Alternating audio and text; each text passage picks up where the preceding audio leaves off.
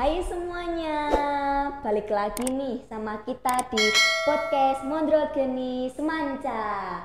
Bersama saya Kesha Putri Pravesti sebagai host dan sebagai ketua OSIS baru. Di samping saya ada Kak Salsa Rodia sebagai mahasiswa yang praktik kependidikan di Semanca.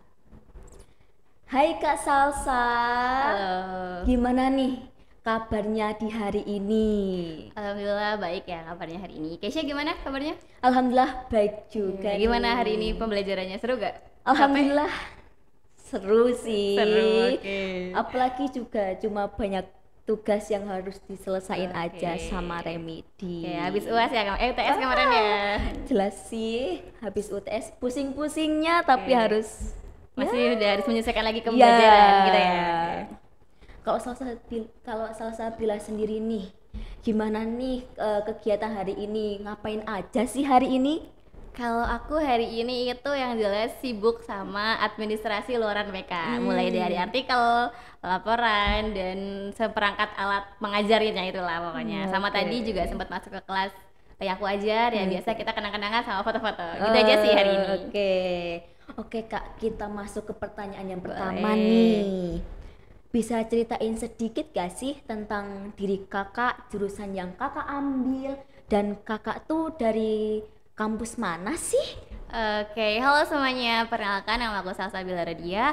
Akrabnya dipanggil Caca. Oke. Aku dari mahasiswa Universitas Negeri Yogyakarta. Saat ini semester 7 dari program studi Pendidikan Ekonomi Fakultas Ekonomi dan Bisnis. Oke, ngomong-ngomong nih Kak soal ekonomi, mau tanya sedikit aja. Boleh. Kakak masuk ke kampus UNY nih, itu pakai jalur apa sih Kak? Aduh, kalau ditanya jalur itu gimana ya? Oke, aku masuk ke UI itu jalur mandiri dari skor UTBK. Jadi aku ikut skor UTBK dulu, dapat skor. Terus karena UTBK-nya nggak lolos, jadinya skornya aku pakai buat daftar mandiri di UNY gitu. Oke Kak, lanjut ke pertanyaan yang kedua nih. Boleh. Bagaimana sih perasaan kakak nih saat pertama kali praktik mengajar di Semanca? Kalau ditanya perasaan pertama kali, first impression-nya pasti deg-degan. Iya dong. Bingung, takut juga ya. Karena kan ini situasi yang baru, terus juga teman-temannya juga baru. Kita belum tahu seperti apa lingkungan sekolahnya, kondisi sekolahnya, siswa-siswanya, bahkan gurunya pun kita belum tahu. Nah, di situ juga kita juga belum tahu nih tugas apa aja sih yang tak terduga yang bakal kita kerjakan di situ. Iya, Pastinya ada iya. rasa overthinking juga. Pastinya sih Kak. Berarti ya sebelum mengajar belum ada yang maksudnya gambaran nih buat kedepannya itu seperti apa, karena kan bingung juga Gitu. ya. Ya, betul. Pasti sedikit sulit atau malah sulit banget nih Kak. Oke, mungkin sedikit ya kalau untuk mengajarnya kita sudah ada micro teaching di Oke. kampus, sudah ada latihan praktik juga. Mungkin lebih ke persiapan mental aja sih, karena kan kalau di kampus ya ketemu teman-teman yang Ya. sudah 3 tahun lamanya. Nah, kalau di sini kan baru beberapa Baru, hari ya. gitu kan, makanya jadi perlu adaptasi dan juga penyesuaiannya. Itu dia.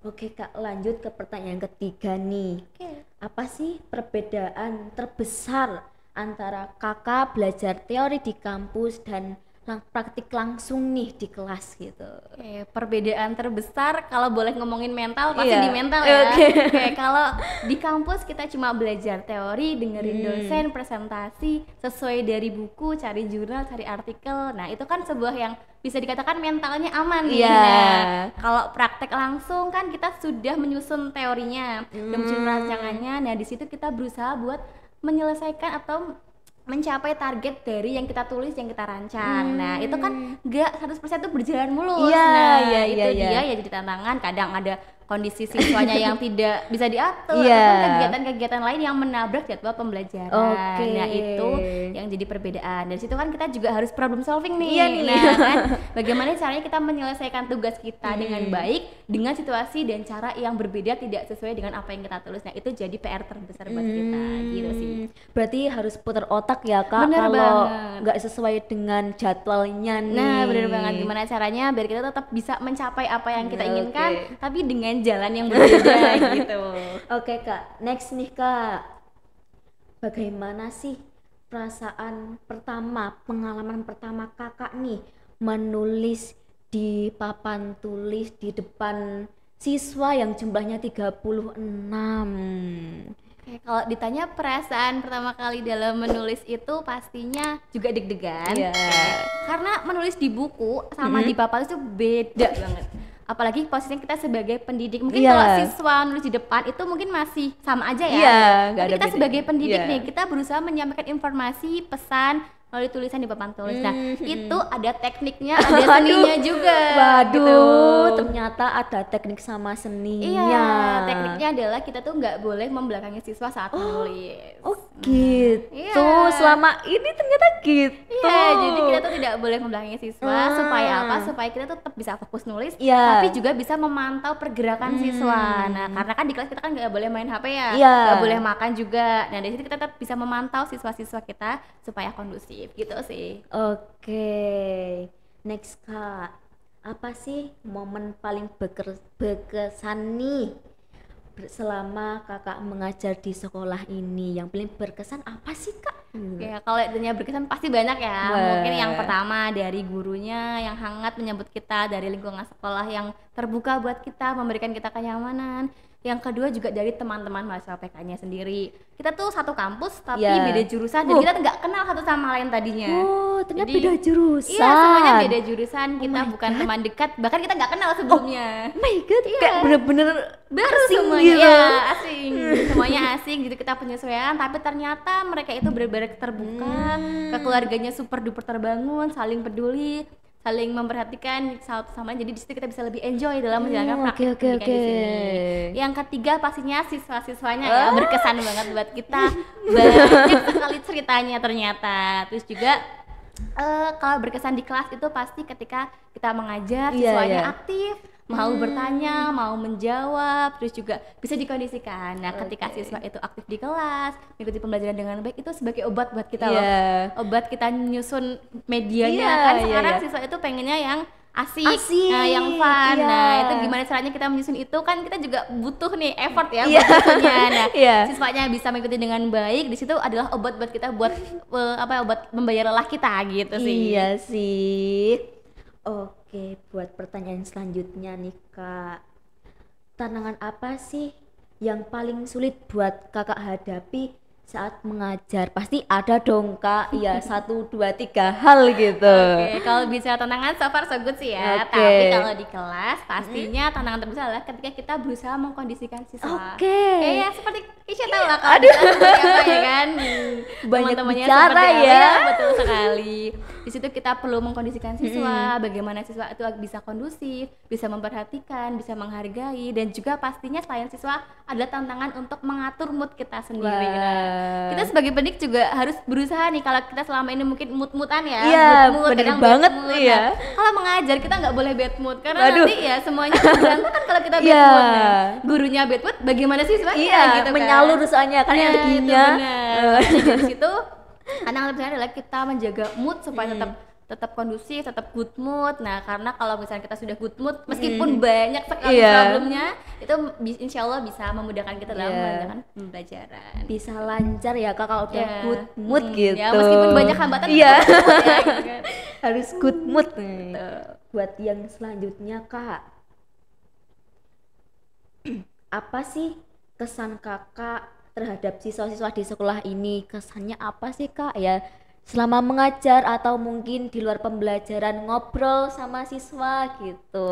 Oke, kalau kesannya pastinya ternyata semuanya saya ini ceritanya beragam sekali ya. Dari kelas 10, 11, 12 Iya. sebenarnya banyak sekali kalau diceritakan mungkin nggak cukup waktunya Waduh. gitu kan. Oke, terus juga siswanya tuh gampang berbaur sama kita. Iya. Kita sebagai mahasiswa yang baru datang Iya, ke iya. sini diterima dengan baik, mereka menyambut kita, terus juga siswanya memiliki antusias yang cukup tinggi gitu. Oke, berarti ya asik ya Kak, Ya. apalagi kalau mungkin ketemu sama yang sefrekuensi. Iya bener gitu. banget. Mungkin kalau di kelas terkesannya galak atau Iya. tegas, tapi ketika di luar kita masih bisa ngobrol Iya, santai, bisa santai. curhat gitu sih. Oke Kak, buat pertanyaan yang selanjutnya, pelajaran penting apa sih yang Kakak dapatkan dari praktek kependidikan di Semanca ini? Oke, kalau ditanya pelajaran ya, yang pertama pastinya banyak cerita baru yang belum pernah aku dengar sebelumnya. banyak pengalaman baru yang baru aku rasakan. Nah, tapi di situ juga jadi sebuah pembelajaran buat kita ya. Di situ kita bisa lebih untuk meningkatkan kompetensi, cara mengajar kita, terus juga cara komunikasi kita sama siswa, sama guru. Itu kan punya perbedaan ya di situ. Nah, beda jadinya, banget sih. bener banget. Jadinya kita kalau berbicara bersama guru seperti ini, sama kita seperti ini, supaya siswanya itu tidak sungkan gitu loh kita. Tapi kita bisa menghargai. Nah, dari situ kita juga mengalami yang namanya apa ya?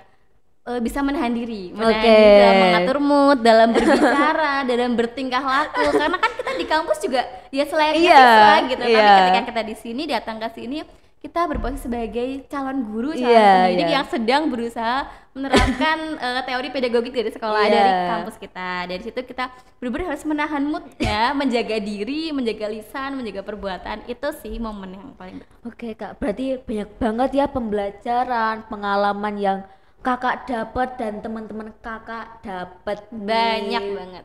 Sampai nggak bisa diceritain nih Kak. Aduh. Waktunya cuma 3 bulan tapi sudah banyak sekali. Banyak banget nih tuh. Oke Kak, buat pertanyaan yang terakhir nih. Sedikit mendalam nih. Apa sih pesan Kakak dan harapan Kakak untuk siswa-siswa yang ada di Semanca ini? Oke, kalau untuk siswa di SMA 1 Cangkringan, pesannya adalah terus belajar, terus berkembang mengembangkan potensi kalian, terus menghargai orang lain, terus berbakti sama orang tua, guru, dan juga yang lebih tua, dan juga pastinya terus bahagia. Oke. Nah, jadikan masa SMA ini sebagai masa-masa yang berarti buat kalian, karena masa sekolah itu nggak bisa diulang dan pasti akan kalian rindukan di suatu saat nanti. Kenangan-kenangannya. Iya betul. Jadi jadikan masa SMA ini sebagai masa-masa yang sangat-sangat berharga buat kalian. Manfaatkan dengan sebaik-baiknya. Yang kelas 10 fokus belajar, yang kelas 11 fokus mengembangkan diri, yang kelas 12 fokus untuk pengembangan karirnya. Itu dia. Apalagi yang kelas 12 juga mau TKA ya Kak. Nah, itu dia. Jadi buat semua siswa di sini pokoknya intinya terus belajar, berbakti, menghargai, dan juga terus bahagia. Sama seperti visi dan misi di SMA 1 Cangkringan. Semoga sekolah dan siswanya maju terus. Amin. Oke Kak, sesi kita buat tanya-tanya, buat saling sharing, buat berbicara banyak hal udah selesai nih Kak. Sedih banget padahal masih banyak yang pengen aku tanyain tentang Kakak selama mengajar di sini. Sebelumnya pokoknya terima kasih banyak nih buat Kak Caca dan teman-teman yang udah berusaha mengajar dengan sebaik-baiknya, menyusun program, menyusun jadwal yang menarik, yang bikin kita kayak fun, gak tegang nih saat pembelajaran. Dan pastinya kita juga minta maaf nih sama Kak Caca dan teman-teman kalau ya pasti adalah yang kurang berkenan di hati gitu, kayak kami mohon maaf nih Kak gitu. Kalau dari aku juga mengucapkan terima kasih banyak ya ini kepada Keisha selaku artis baru ya. Ucapkan selamat, semoga bisa menjalankan amanahnya sampai nanti akhir periode. Semoga program-program OSISnya makin bervariasi, lancar terus. Terus juga buat siswa-siswanya sekolahnya yang benar ya. Harus itu. Kita juga berterima kasih banyak ke Semanca ini sudah menerima kami dengan sangat baik. Terus juga kita juga berterima kasih buat seluruh guru ya, terus siswa-siswa, dan kita juga mohon maaf nih kalau misalnya selama praktek pendidikan di Semanca ini kita banyak melakukan kesalahan. Kita mungkin kadang lupa diri ya. Kadang mungkin masih ceplas-ceplos, tindakannya masih seenaknya sendiri. Nah, kita mohon maaf yang setulus-tulusnya kepada seluruh warga SMA 1 Cangkringan. Terus juga kita meminta maaf kalau misalnya selama mengajar mungkin baik di kelasnya Keisha maupun di kelas yang lain ada kesalahan, kehilafan ataupun kekeliruan dalam menyampaikan materi gitu.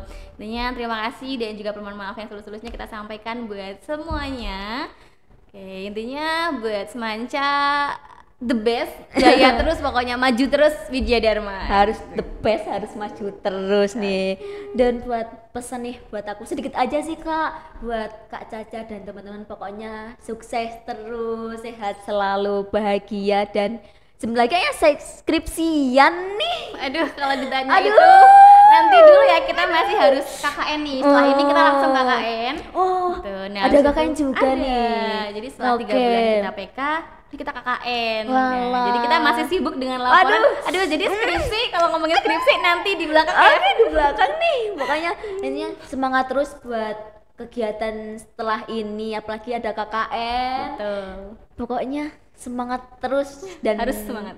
sukses selalu. Amin. Terima kasih atas doanya. Doa baik kembali ke kamu juga ya. Iya, terima kasih Kak. Oke Sama-sama. teman-teman, sekian podcast kali ini.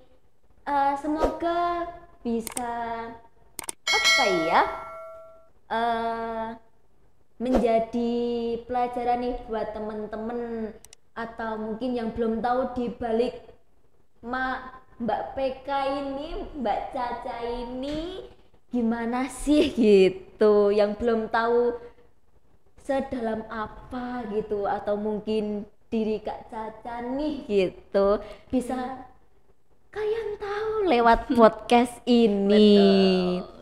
Oke teman-teman, sekian dari kami, kita berdua menemani kalian. Sampai jumpa di podcast Mondro Geni Semanca selanjutnya. See you teman-teman.